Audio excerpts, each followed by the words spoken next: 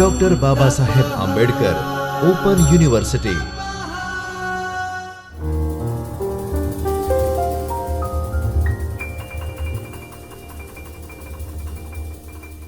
નમસ્કાર વિદ્યાર્થી મિત્રો, ડૉક્ટર બાબા સાહેબ આંબેડકર ઓપન યુનિવર્સિટીના ચૈતન્ય સ્ટુડિયોમાંથી હું Siddhraj Desai, assistant professor political science, આપનું હાર્દિક સ્વાગત કરું છું. આજનું લેક્ચર સાઉથ ઇસ્ટ એશિયા અને એનું ઇન્ટ્રોડક્શન છે. તો જ્યારે આપણે સાઉથ ઇસ્ટ એશિયાના રિજનની વાત કરતા હોઈએ છીએ તો આ એક મેપ જે આપણે લાસ્ટ વિડીયોમાં પણ જોયો હતો કે એશિયા અને એમાં પણ નીચે સાઉથ સાઈડ અને એમાં પણ ઈસ્ટ સાઉથ ઇસ્ટ સાઈડ જોઈએ તો આ જે કન્ટ્રીઝ છે એ સાઉથ ઇસ્ટ એશિયામાં આવે છે.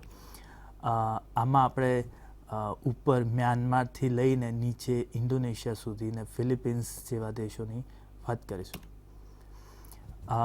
જે સાઉથ ઇસ્ટ એશિયાની વાત કરીએ છીએ તો એમાં બે પ્રકારના દેશો હોય છે. એક મેઇનલેન્ડ કે જ્યાં જગ્યા છે, જ્યાં ભૂમિ છે, અને બીજું કે જ્યાં ટાપુ છે. તો ભૂમિવાળા દેશોની વાત કરીએ તો ઈસ્ટ એશિયામાં જે છે એમાંથી Myanmar, Thailand, Laos, Cambodia, Vietnam જેવા 5 કન્ટ્રીઝની વાત થાય છે. અને જ્યારે આપણે આઇસલેન્ડની વાત કરીએ, મેરીટાઈમ જે દેશો છે, તો એમાં મલાય પેનિન્સ્યુલા અને બીજા 2 કન્ટ્રીઝની વાત થાય છે, ઇન્ડોનેશિયા અને મલેશિયા.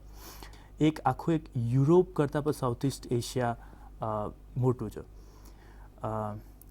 સાઉથ ઇસ્ટ એશિયાની વાત કરીએ તો એ એક વેટ છે કે ત્યાં પાણીનું પ્રમાણ વધારે હોવાથી ત્યાં જોવા જઈએ તો ખેતી જે છે કાં તો પછી ત્યાં જે પ્રકારની ફાર્મિંગ થાય છે એમાં ગ્રીનરીવાળી જે ફાર્મિંગ છે એ વધારે હોય છે. ત્યાં રાઈસનું કલ્ચર વધારે છે, ત્યાં ગ્રીન વેજીટેબલ્સ વધારે થાય છે, ત્યાં ફ્રૂટ્સની ખેતી વધારે થાય છે કેમ કે એનું એક એન્વાયરમેન્ટ જ જે છે એ વેટ છે. સાઉથ ઇસ્ટ એશિયાની વાત કરીએ તો આપણને હિલ અને પ્લેન જગ્યાની ટ્રેડિશનલી વાત કરતા હોય છે કે જ્યાં એકદમ હિલી એરિયા છે કાં તો પછી એકદમ પ્લેન એરિયા છે અને એના સિવાય પણ કાં તો એકદમ પાણીવાળો એરિયા છે. પણ હાલના સમયમાં વાત કરીએ તો આ જે હિલ અને પ્લેન જે એરિયા છે એ એટલું પોસિબલ હાલના ટાઈમમાં નથી કેમ કે જ્યાં જોઈએ છે જ્યાં હિલ્સ છે તો હિલ્સને અંદર માઇનિંગ કરીને બીજા નાના જે કિંમતી જે વસ્તુઓ જે છે એ એક હિલમાંથી માઇનિંગ કરીને નીકળવામાં આવે છે. અને બીજું પ્લેન્સ જે છે કે જ્યાં ખેતી થઈ શકે એવી જમીન છે. સાઉથ ઇસ્ટ એશિયામાં બીજું એ છે કે હાલ એક ગ્લોબલાઇઝેશનના સમયમાં ત્યાં જે પ્રકારે બહારના અને જે વર્લ્ડ પોલિટિક્સના કારણે અને ગ્લોબલાઇઝેશનના કારણે જે પ્રકારે ત્યાં અંદર જે એના કુદરત રિસોર્સિસ છે કાં તો જે એ ડાયકોટોમી હતી કે હિલ છે કાં તો પ્લેન છે એ તૂટતા એમાં નવા બિઝનેસીસ શરૂ છે, નવા પ્રકારના કારખાનાઓ શરૂ છે, નવા જગ્યાએ માઇનિંગ થાય છે. તો આની જે ટ્રેડિશનલ વસ્તુ હતી કે જે ખાલી ત્યાં લોકો ગામડામાં રહે છે એ ગામડામાં રહીને ખાલી પોતાના પૂરતું જીવન પૂરત કામ ચાલતું તો એના બદલામાં હવે ગ્લોબલાઇઝેશનના સમયમાં ત્યાં બહારના કોર્પોરેશન્સ ને બહારની કંપનીઓ પણ આવીને વસે છે. બીજું એ છે કે નેશન સ્ટેટ્સની વાત કરતા હોય છે કે કોઈ કન્ટ્રી જે છે એ કાં તો સ્ટેટ હોય છે કાં તો એ નેશન હોય છે અને કાં તો એ પછી નેશન સ્ટેટ્સ હોય છે. તો જે નેશન સ્ટેટ્સની વાત કરીએ ને સ્પેશિયલી સાઉથ ઇસ્ટ એશિયાની વાત કરીએ છીએ તો સાઉથ ઇસ્ટ એશિયામાં એવી એટલી અલગ પ્રકારની એમાં જે કન્ટ્રીઝ છે કે જેની આઈડેન્ટિટી એકબીજાથી એટલી અલગ છે કે દરેક કન્ટ્રીને સાઉથ ઇસ્ટ એશિયા એક ક્વોલિટી બની જતી હોય છે. જેમ કે આપણે કહીએ છીએ કે આ અમુક કન્ટ્રીઝ છે તો એ નેશન સ્ટેટ છે પણ એક સાઉથ ઇસ્ટ એશિયાને જ એક ક્વોલિટી બનાવી દેવી અને સાઉથ ઇસ્ટ એશિયા જ એક એટલું વિભિન્નતાવાળું અને એટલા કલ્ચર્સ અને એટલા ટ્રેડિશન્સ એમાં છે કે એમાં નેશન સ્ટેટની જે ટ્રેડિશનલ ડેફિનેશન છે એ લાગુ નથી પડતી એમાં.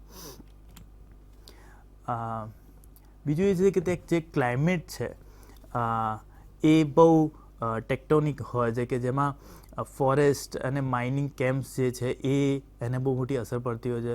વિલેજ જે છે તો એ ટાઉન્સમાં બદલાઈ રહ્યા છે. ટાઉન્સ છે તો મોટી સિટીઝમાં, મેગા સિટીઝમાં બદલાઈ રહ્યા છે. માઇગ્રેશન સાઉથ ઇસ્ટ એશિયામાં વધી ગયું છે. ત્યાંના લોકોનું ક્વોલિટી ઓફ લાઈફ જે છે એ ચેન્જ થતું રહે છે. બોર્ડર્સની જે સ્ટેટ્સ છે એ નેબરિંગ કન્ટ્રીઝમાં શેલ્ટર લેતી હોય છે. જે વાયલન્સ અને હરેસમેન્ટનો જે રેશિયો લાસ્ટના ઘણા સમયથી વધી ગયો છે, એના કારણે પણ રેફ્યુજી કેમ્પ્સમાં અને અલગ અલગ જગ્યાએ ત્યાંના લોકલ્સ ચેન્જ થતા હોય છે. જે રીતે સાઉથ ઇસ્ટ એશિયા એક આમ ફિક્સ સ્ટેટિક દેશ જે પ્રમાણે નકશામાં દેખાય છે, એટલું એનું પોલિટિક્સ અને એટલું જ એનું ત્યાંના વસતા લોકોનું લાઈફસ્ટાઈલ એવી નથી જેટલી સ્ટેટિક દેખાય છે. થાઈલેન્ડની વાત કરીએ તો થાઈલેન્ડ જે કન્ટ્રી છે એ બુદ્ધિસ્ટ કન્ટ્રી છે. એનું મેઇન રિલિજન બુદ્ધિઝમ છે. એનું બીજું એ છે કે જે લાર્જેસ્ટ એરિયા અને લાર્જેસ્ટ પોપ્યુલેશન જે છે સાઉથ ઇસ્ટ એશિયા કન્ટ્રીઝની એ થાઈલેન્ડમાં છે. થાઈલેન્ડ છે એ બીજી બધી કન્ટ્રીઝના કમ્પેરિઝનમાં સૌથી વેલ્ધીયર જે છે એ થાઈલેન્ડ છે. ત્યાં ડેમોક્રેસી અને મિલિટરી રૂલ જે છે એ વચ્ચે કોન્સ્ટન્ટ ચેન્જ થતા રહે છે. અમુક તો ત્યાં ડેમોક્રેસી છે, બાકી ત્યાં મિલિટરી રૂલ છે. બીજું એ છે કે ત્યાં રોયલ ફેમિલી અને એની લેગસી જે 19th સેન્ચુરી સુધી છે એ એક એની આઈડેન્ટિટી હોય છે. બીજા સાઉથ ઇસ્ટ એશિયાના દેશોની કમ્પેરિઝનમાં થાઈલેન્ડ જે છે એની ટેક્ટિકફુલી કોલોનાઇઝેશન જે છે એનાથી દૂર રહ્યું. એ જ્યારે સેકન્ડ વર્લ્ડ વોર ચાલતી હતી ત્યારે પણ જાપાન સાથે રહીને અને એના પછીના સમયમાં પણ યુનાઇટેડ સ્ટેટ્સ સાથે કોલ્ડ વોરમાં સાથે રહીને એ જે બીજી બધી કન્ટ્રીઝને જે સાથે જે કોલોનિયલિઝમ થયું, કોલોનાઇઝેશન થયું, એમાંથી એ દૂર રહ્યું છે. બીજું એ છે કે એની ઇકોનોમી જે છે એ કન્ટિન્યુ ગ્રો કરી છે એની નેબરિંગ કન્ટ્રીઝની કમ્પેરિઝનમાં. બેંકોક જે છે એની જે કેપિટલ છે એ હાલના ટાઈમમાં જોઈએ તો એક મેટ્રોપોલિસ અને આર્ટ સીન હોય કે બિઝનેસીસ હોય કે મોડર્ન જે પણ કલ્ચર છે, કોસ્મોપોલિટન કલ્ચર છે, એમાં બેંકોકની આઈડેન્ટિટી આગળ આવીને ઉભરી છે. બીજી એના પછીની કન્ટ્રીઝ જે છે એ મ્યાનમાર છે. તો મ્યાનમાર પણ એક બુદ્ધિસ્ટ કન્ટ્રીઝ છે સિમિલર ટુ થાઈલેન્ડ. એ જે છે એની સ્ટોરી ઓપોઝિટ છે. જ્યારે થાઈલેન્ડ જે ઇકોનોમિકલી એકદમ સ્ટ્રોંગ હતી, પણ મ્યાનમાર જે છે એ સાઉથ ઇસ્ટ એશિયાની સૌથી પુઅરેસ્ટ સ્ટેટ છે. એની જીડીપી પર કેપિટા એ પૂરી સાઉથ ઇસ્ટ એશિયાની કન્ટ્રીઝમાં સૌથી ઓછું છે. એક ટાઈમે એ કિંગડમ હોયા કરતી હતી. મ્યાનમાર જે છે એ બ્રિટિશ ફોર્સ દ્વારા 19th સેન્ચુરીમાં હારી લઈને એ ટાઈમે એ બ્રિટિશ ફોર્સ સાથે જોડાયેલી હતી.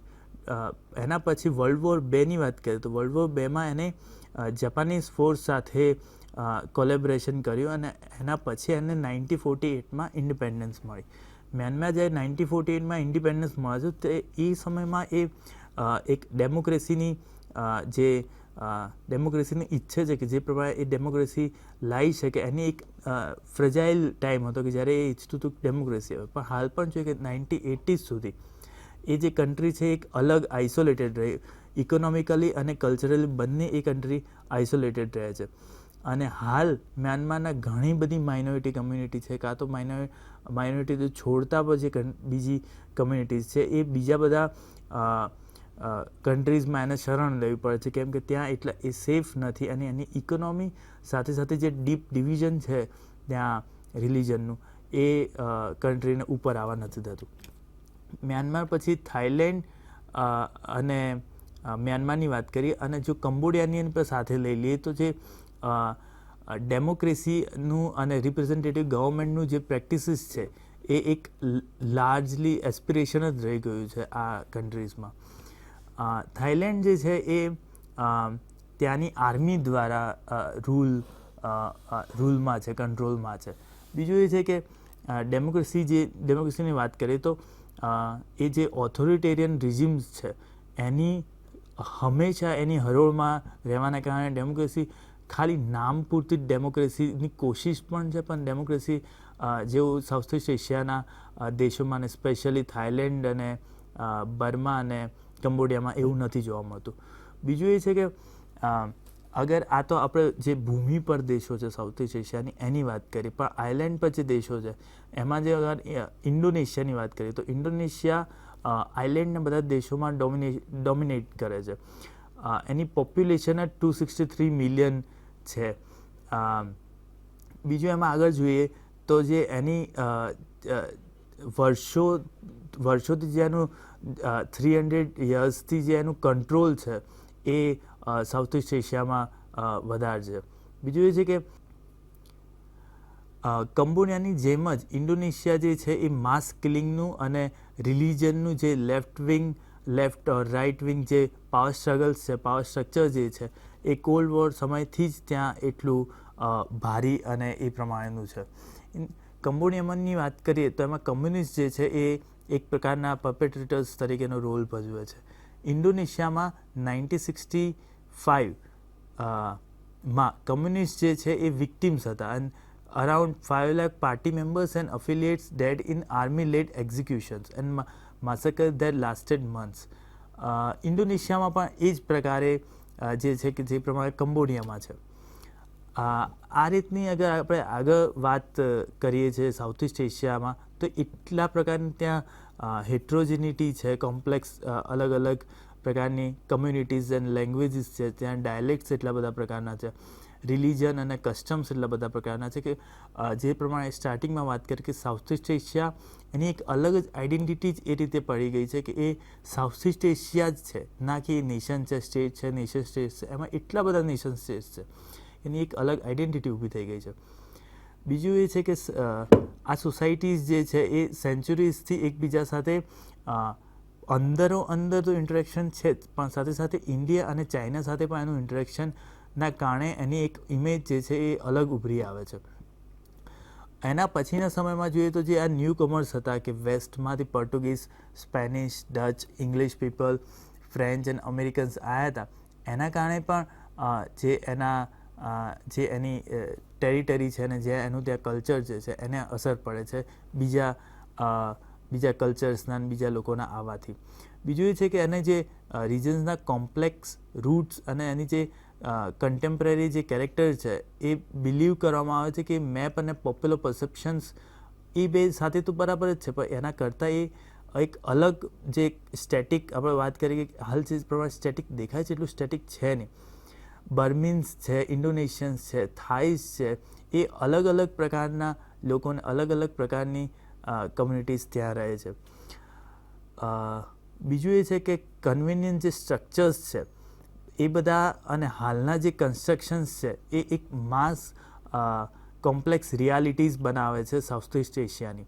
સાઉથ ઇસ્ટ એશિયાના આ ઇન્ટ્રોડક્શન પછી આપણે જે પ્રમાણે 2-3 એની કન્ટ્રીઝની વાત કરીએ, નેક્સ્ટ વિડીયોમાં આપણે બીજા એના અમુક કન્ટ્રીઝની વાત કરીશું અને પછી ડીપલી સાઉથ ઇસ્ટ એશિયાની પર્ટિક્યુલર કન્ટ્રીઝને લઈ લઈને એની ચર્ચા કરીશું. Thank you.